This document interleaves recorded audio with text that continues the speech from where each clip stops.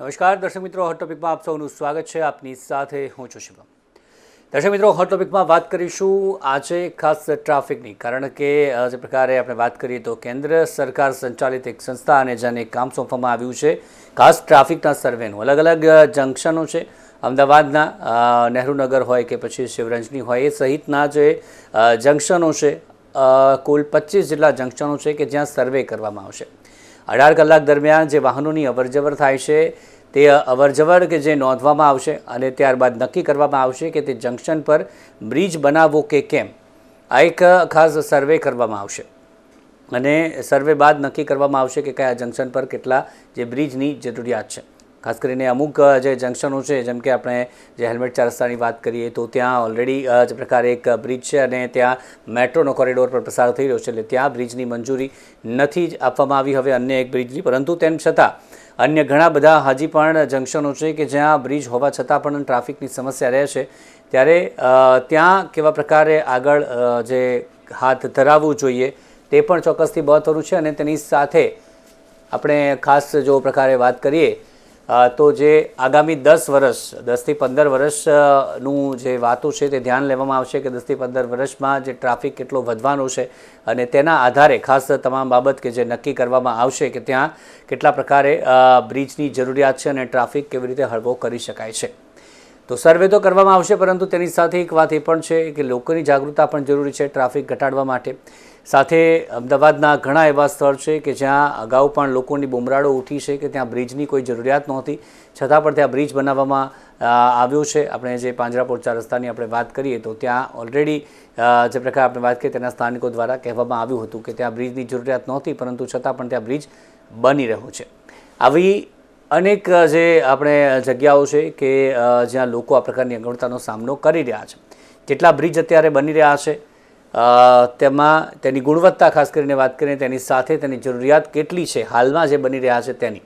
આ પ્રકારનો સર્વે આની પહેલાં 2011-12માં કરવામાં આવ્યો હતો અને ત્યારે 34 જેટલા બ્રિજની જે મંજૂરી આપવામાં આવી હતી અને તેમાંથી જે અમુક બન્યા છે અડધા અને અડધા હજી પણ બનવાના બાકી છે.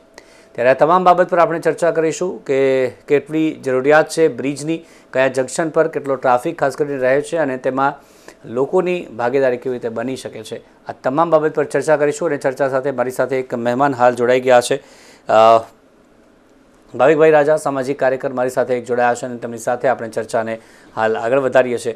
ભાવિકભાઈ, સૌથી પહેલાં તો જે બ્રિજની આપણે વાત કરી રહ્યા છીએ કે ખાસ જે સર્વે કરવામાં આવશે, આપે પણ આ સમાચાર કદાચ જોયા હશે મીડિયા મારફતે, કઈ રીતે જોઈ રહ્યા છો અને કયા કયા જંકશન છે કે જ્યાં ટ્રાફિક ખૂબ જ થઈ રહ્યો છે અને ત્યાં બ્રિજની તાતી જરૂરિયાત છે? અત્યારે મોટા ભાગે જે પણ ઓફિસો અને કમર્શિયલ સેન્ટર ને એની આસપાસના જે વિસ્તારો છે એમાં આ ટ્રાફિકની સમસ્યા આપણે જોઈ રહ્યા છીએ. પણ જે ટ્રાફિકની સમસ્યા છે એનો માત્ર ફ્લાયઓવર જ ઉકેલ છે એવું માનવું થોડું ખોટું છે. કારણ કે આપણે અમદાવાદ સિવાય પણ તમે જુઓ, સુરતમાં ને એ બધી જગ્યાએ એક ફ્લાયઓવર થયો, એની ઉપર બીજો થયો, એની ઉપર ત્રીજો થયો, પણ હજુ બી ટ્રાફિકની સમસ્યા તો ઠેરની ઠેર જ છે.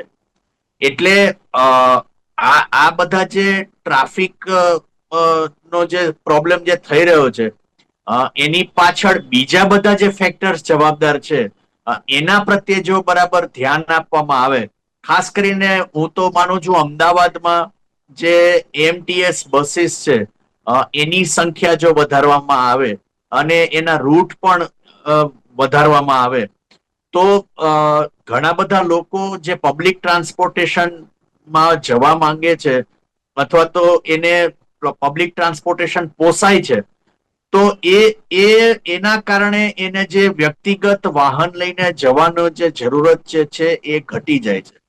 પણ મોટાભાગની આપણી જે કોર્પોરેશનની જે પોલિસી છે એ એવી હોય છે કે વ્યક્તિગત માલિકીના વાહનોને વધારે પ્રોત્સાહન આપવું. એ 2 વ્હીલર હોય, એ 4 વ્હીલર હોય. આજે એક ઘરમાં 2-3 2 વ્હીલર, 2-3 4 વ્હીલર અને એ પ્રકારે જો વાહનો વધતા હોય તો પછી ગમે એટલા આપણે ફ્લાયઓવર કરીએ તો પણ એ ટ્રાફિકની સમસ્યા ઓછી થવાની નથી. બીજું એ પણ છે કે શહેર જેમ જેમ વધશે એમ એમ વસ્તી વધવાની જ છે. એટલે બાબત એ છે કે એનું પ્લાનિંગ એ પ્રકારે કરીએ કે જેથી કરીને વાહનોની સંખ્યા જો ઘટી શકે અને લોકોને પબ્લિક ટ્રાન્સપોર્ટમાં એનો ઉપયોગ કરવાનું પ્રોત્સાહન જો આપી શકાય તો એ થઈ શકે. અને બીજી એક બાબત એ પણ છે કે જ્યારથી BRTS નું જે કોરિડોર જે થયું છે, એકદમ રસ્તાના વચ્ચોવચ્ચ જે કોરિડોર જે કર્યું છે, ત્યારથી ટ્રાફિકની સમસ્યા અનેક ગણી વધી છે. એટલે આવા ઘણા બધા ફેક્ટર્સ છે. એ ફેક્ટર્સ નું કઈ રીતના સોલ્યુશન લાવી શકાય એ બધું વિચારવાની જરૂર છે. એનું સોલ્યુશન માત્ર ફ્લાયઓવર છે એ માનવું બહુ ભૂલ ભરેલું છે. એ ચોક્કસ શિવમભાઈ. તે ખાસ આપણે જે વાત કરી કે અત્યારે આ જે કામ છે તે જે જંકશનો છે, ખાસ શિવમભાઈ. કરીને જે 4 રસ્તા પરના જે જંકશનો છે તેની વાત છે કે જે શિવરંજની છે, નહેરુનગર છે, આ સિવાયના જે અમુક જંકશનો છે કે જ્યાં મોટા પ્રમાણમાં ટ્રાફિક થાય છે. જે આની પહેલાં પણ એક મુદ્દા પણ આપણે ચર્ચા કરી હતી, જે પાંજરાપોળ 4 રસ્તા પાસેનો જે ફ્લાયઓવર બની રહ્યું છે તેને લઈને તેના સ્થાનિકો દ્વારા પણ વિરોધ કરવામાં આવ્યો હતો કે ત્યાર પછી તુરંત જ એક ફ્લાયઓવર છે જ ઓલરેડી અને તેની પહેલાં આ ફ્લાયઓવર બની રહ્યું છે, તેની કોઈ જરૂરિયાત હતી નહીં, પરંતુ છતાં પણ બની રહ્યું છે. આ મુદ્દે પણ જે ઘણી બધી જે પ્રકારે રજૂઆતો થઈ એના મુદ્દે પણ વાત કરવામાં આવી. આપે પણ અહીંયા જ આર્ટ પ્લેટફોર્મ થકી આપણે ચર્ચા કરી હતી એ બ્રિજ મુદ્દે પણ.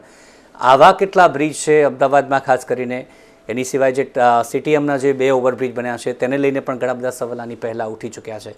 ને ત્યારે બ્રિજ બની રહ્યા છે પરંતુ ગુણવત્તા અને જે પ્રકારે બની રહ્યા છે તેને લઈને સવાલો પણ કેમ ઉઠી રહ્યા છે?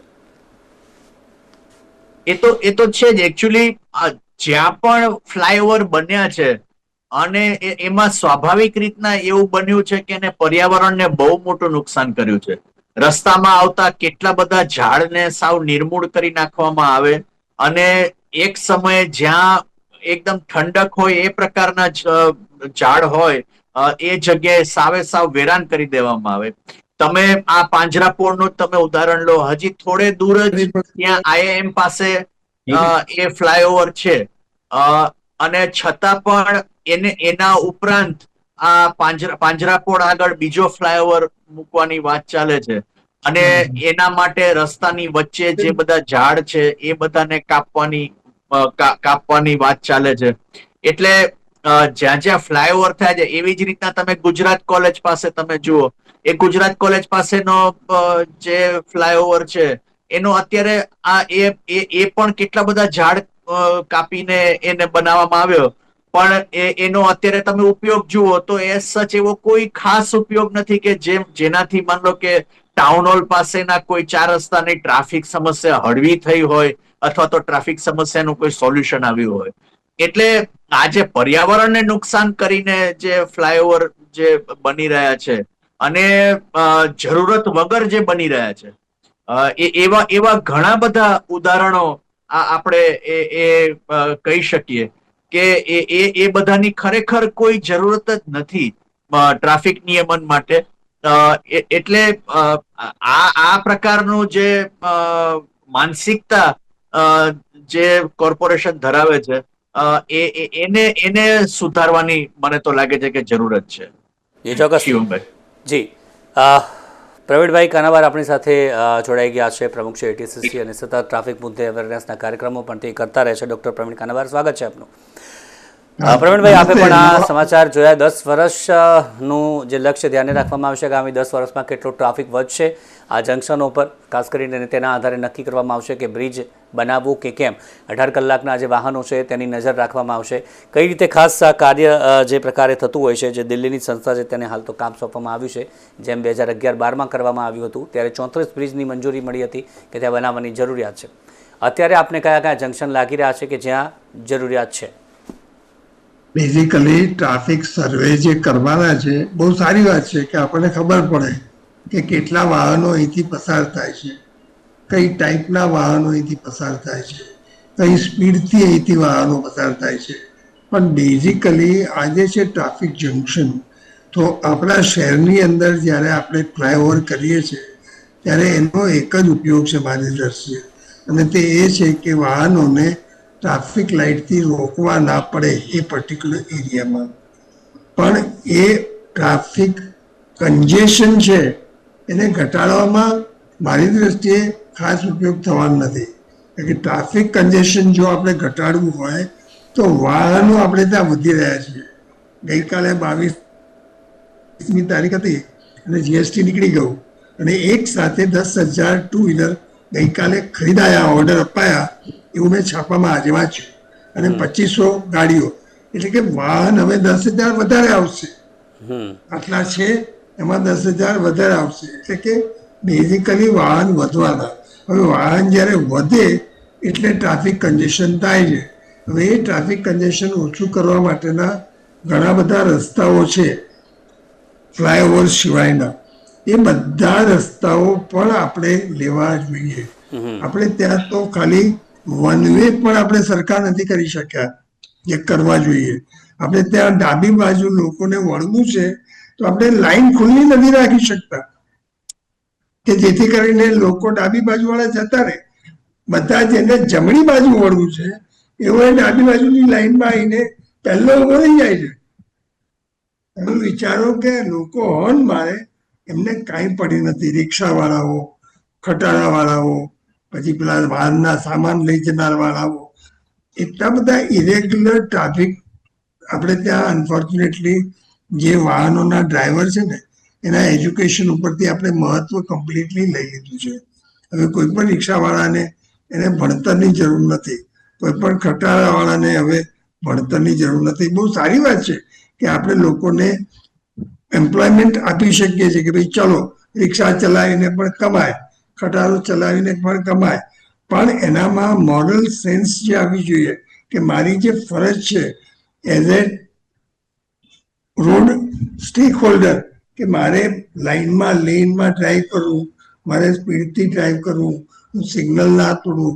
હવે આ બધું આપણે કરતા નથી. એના હિસાબે આપણે ત્યાં ટ્રાફિક જંકશન ઉપર ગરબડો થાય છે. હવે એ જંકશન કાઢી નાખશું તો એ તકલીફ આગળના જંકશન થશે. દાખલા રૂપે આજે આપણે પાંદરા પોર્ટ થઈ જશે પુલ, તો એનો ભાર ક્યાં જઈને ઉભો રહેશે? તો કે આંબાવાડીના સર્કલે ત્યાં આગળ ટ્રાફિક જામ થશે, ત્યાં કન્જેશન થશે. કન્જેશન થવાના છે કારણ કે આપણે વેહિકલ કેટલા બધા છે અને રોજે કેટલી બધી જાહેરાતો આવે, બધા લોકોને ટુ વ્હીલર. ટ્રાફિક ઓછું કરવા માટેના જે નિયમો છે એમાં સૌથી પહેલું એ છે કે પબ્લિક ટ્રાન્સપોર્ટ સિસ્ટમ આપણે સુદૃઢ બનાવીએ અને લોકો એને વાપરતા થાય. દાખલા રૂપે આપણે હવે મેટ્રો આવી ગઈ છે. મેં તો મેટ્રોમાં ટ્રાવેલ પણ કર્યું.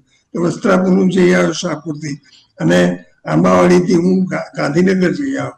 It's a beautiful method of going transporting, જે કરવાની બધાએ જરૂર છે કે જેથી કરીને અને એની સર્વિસીસ સુધારો, એની સર્વિસીસ વધારો.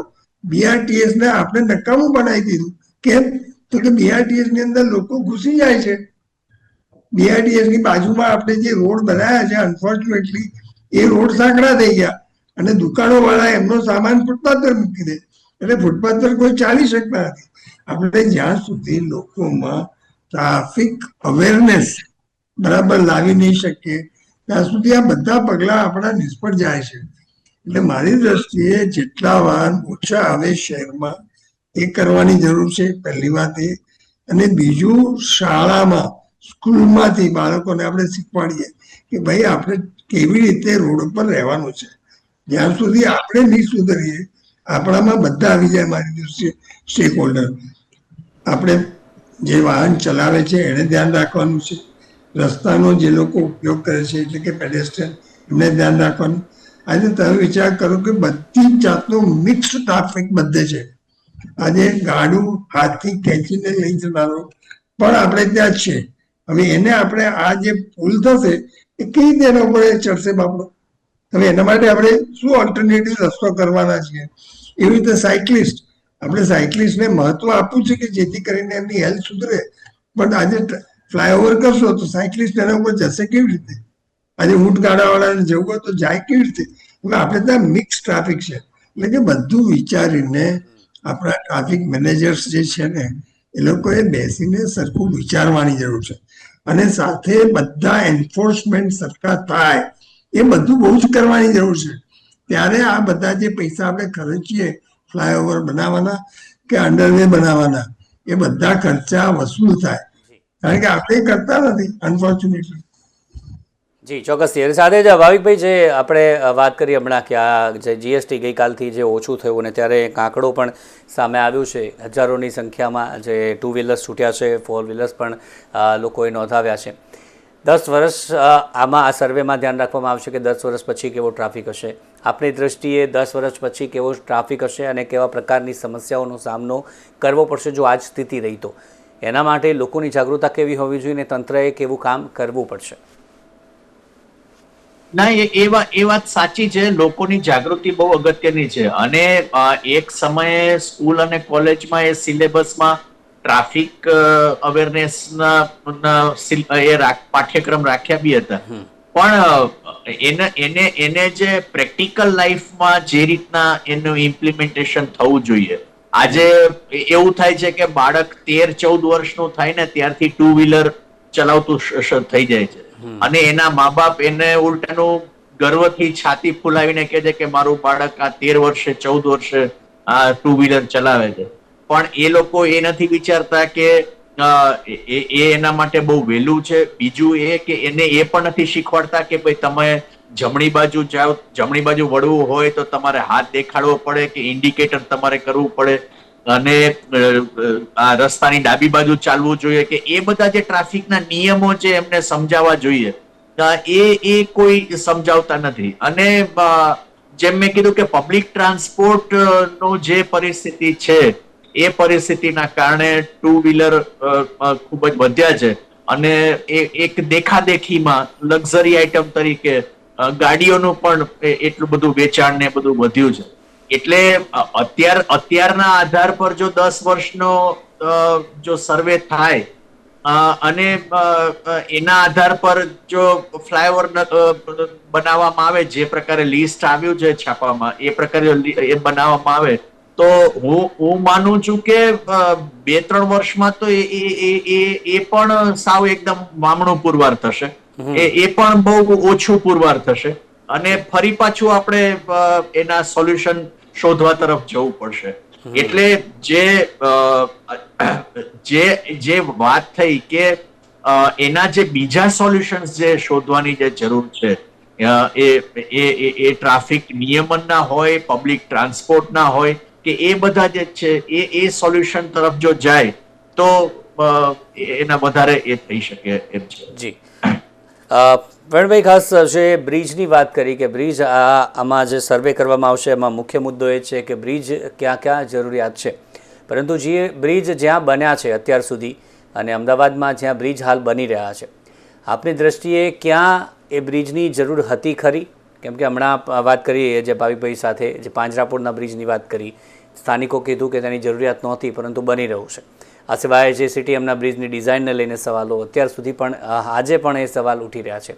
અમદાવાદના કયા કયા એવા બ્રિજ છે કે જેના માટે ખાસ સવાલો ઉઠી રહ્યા છે? હાટકેશ્વરના બ્રિજની પણ આપણે વાત કરીએ કે બની તો જાય છે, પરંતુ ત્યારબાદ સવાલો ઘણા બધા ઉઠે છે કે અહીંયા જરૂર નથી છતાં પણ બન્યો છે, ડિઝાઇનમાં સવાલો કે પછી તેમાં ભ્રષ્ટાચારની વાત હોય. પાંજરાપોળ પાસેથી રોજ હું દિવસમાં 2 વાર નીકળું. એકવાર હું કોમર્શિયલ રસ્તા પર એટલે કે યુનિવર્સિટી તરફ આવું છું અને એકવાર યુનિવર્સિટી તરફથી હું મારા ઘરે બાજુ પાછો જાઉં છું. એટલે કે એ ક્રોસિંગ દિવસમાં હું 2 વાર ક્રોસ કરું છું. આજ સુધી છેલ્લા જાન્યુઆરીથી આ રોજ થાય છે મારે, છેલ્લા 8 મહિનાથી હજી સુધી મારે એક વખત જે સિગ્નલ ખુલ્યો એમાંથી હું ના નીકળી શક્યો હોઉં એવું એકે વાર થયું નથી. હા, એ 12 વાગે હોય છે અને મેક્સિમમ ટ્રાફિક 10 ને 11 ની વચ્ચે હોય, એટલે એ અંદાજ મને એક્ઝેક્ટ નથી.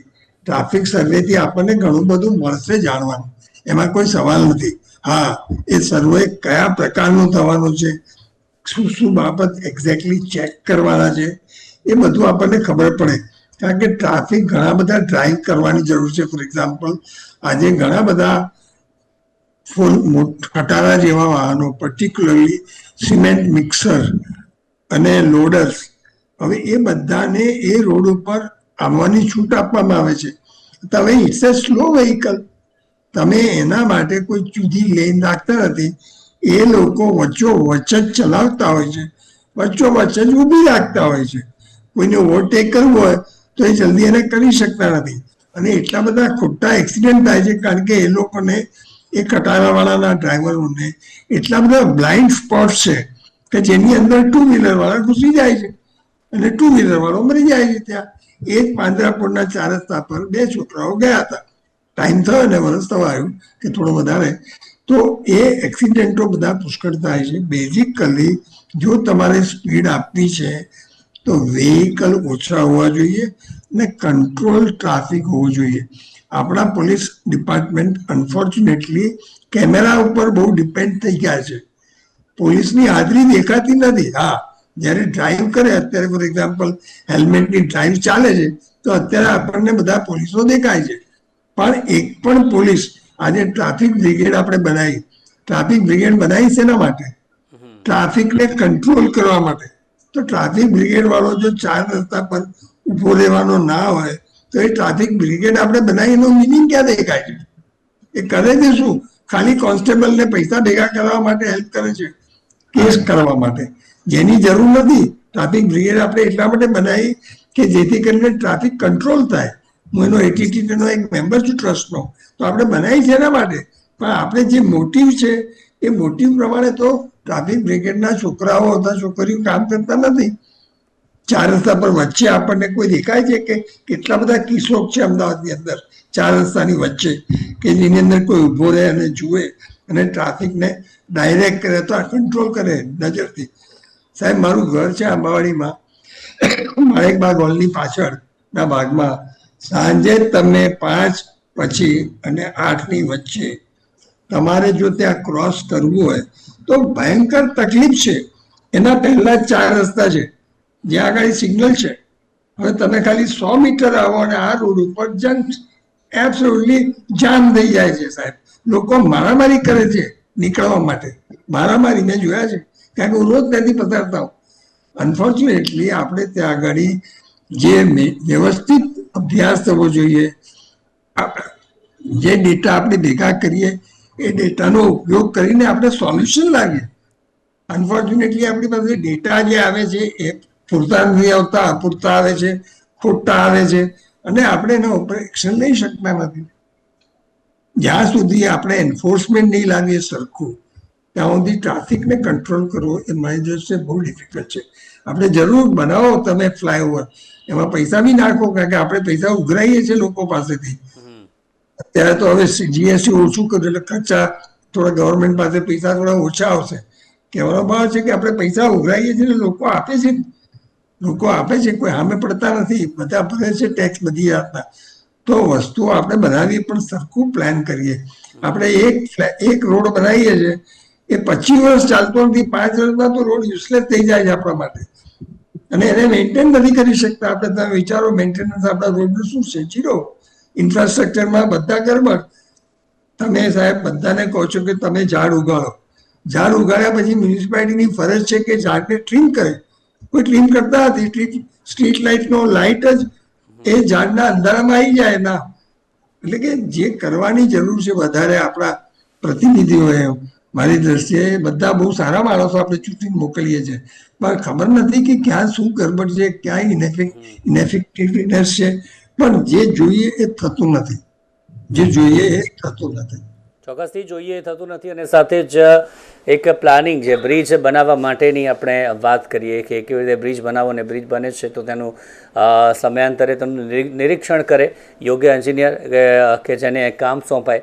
પછી હાલત એ હાટકેશ્વરના બ્રિજ જેવી થતી હોય છે કે ત્યારબાદ હવે નવું ટેન્ડર પાડીને તોડવાની ફરજ પડતી હોય છે અને અત્યારે એ બ્રિજ તોડવામાં આવી રહ્યો છે. ભવિકભાઈ, એ જ સવાલ આપને અંતમાં, જે હાટકેશ્વરના બ્રિજની જે સ્થિતિ થઈ, એવા અનેક હવે આગામી સમયમાં બ્રિજ બનવાના છે, અત્યારે બની પણ રહ્યા છે. તેની ગુણવત્તા કેવી છે તે ચકાસવા માટેની એટલી તસદી નથી લેતા આપણા એન્જિનિયરો અને એના માટે હાઈકોર્ટે પણ સો મોટો કરવી પડે છે ઘણી વખત. પરંતુ છતાં પણ એ ઘટનાઓ રોકાવાનું નામ નથી લઈ રહી. હવે આગળ જતાં આવી ઘટનાઓ છે તે નહીં આવે એની પણ શું ખાતરી છે? ના, કોઈ ખાતરી નથી. એકચ્યુઅલી પ્રવીણભાઈએ જે વાત કીધી એ એકદમ સાચી વાત છે કે તમે ડેટા બરાબર તમે લો અને એ ડેટા પ્રમાણે બરાબર ગુણવત્તા વાળું તમે કામ કરો તો ચોક્કસ એ થાય. પણ એ ક્યારે થઈ શકે કે જ્યારે મ્યુનિસિપલ કોર્પોરેશન આપણી સુખાકારીનું વિચારીને, આપણી સુવિધાનું વિચારીને એ પ્રમાણે જો વર્તતું હોય તો એ થઈ શકે. પણ મોટા ભાગે મેં તો અનુભવ્યું છે કે ફ્લાયઓવરની વાત હોય, રોડ રસ્તાની વાત હોય કે કોઈ પણ ડેવલપમેન્ટ ના કામની વાત હોય, એ તમામમાં એમને માત્ર ને માત્ર કોન્ટ્રાક્ટર જે છે એના જે ફાયદા અને એમના જે નફા એને ધ્યાનમાં રાખીને આ કામો લેવાતા હોય છે અને એમને ફાયદો કરાવાતો હોય છે. અને એટલા માટે આપણી જે સુખાકારીની જે વાત છે એમાં ઉલટાનું આપણે ભોગવવું પડે છે. શિવમભાઈ. જી ચોક્કસથી. તો દર્શક મિત્રો, અત્યારે જ મુદ્દે ચર્ચા કરી બ્રિજ જે આગામી સમયમાં કેટલા બનાવવાની જરૂરિયાત છે, કયા કયા જંકશન પર, મોટા જંકશનો અત્યારે છે અમદાવાદમાં, ત્યાં કેટલો ટ્રાફિક છે તેની ચકાસણી કરવામાં આવશે. ખાસ જે દિલ્હીની સંસ્થા છે તે CRRI જે સંસ્થા છે ને તે આનું સર્વે કરશે. દિલ્હીની સંસ્થા છે 18 કલાક દરમિયાનના જે વાહનો છે તેની ચકાસણી કરશે, કેટલા પ્રમાણમાં ટ્રાફિક ત્યાં રહે છે અને કયા જંકશન પર બ્રિજની જરૂરિયાત છે વધુ પ્રમાણમાં તે મુદ્દે કાર્ય કરશે. 6 મહિનામાં તેનો રિપોર્ટ આવશે અને 6 મહિના બાદ નક્કી કરાશે કે કયા કયા જંકશન પર હજી પણ અન્ય બ્રિજની જરૂરિયાત છે. પરંતુ બ્રિજ બને છે ત્યારે કેવા બને છે, કેવી ગુણવત્તાવાળા બને છે તે પણ ચોક્કસથી જરૂરી હોતું હોય છે. તો એ જ મુદ્દે ચર્ચા કરી હોટ ટોપિકમાં. આવતીકાલે ફરીથી મળીશું. મારી સાથે 2 મહેમાન જોડાયા, પ્રવીણભાઈ અને ભાવિકભાઈ, બંનેનો આભાર આ ચર્ચામાં જોડાયા તે બદલ. Thank you very much. તો દર્શક મિત્રો, હાલ હોટ ટોપિકમાં બસ આટલું જ. ફરી મળીશું નવા મુદ્દા સાથે. રજા આપશો. નમસ્કાર.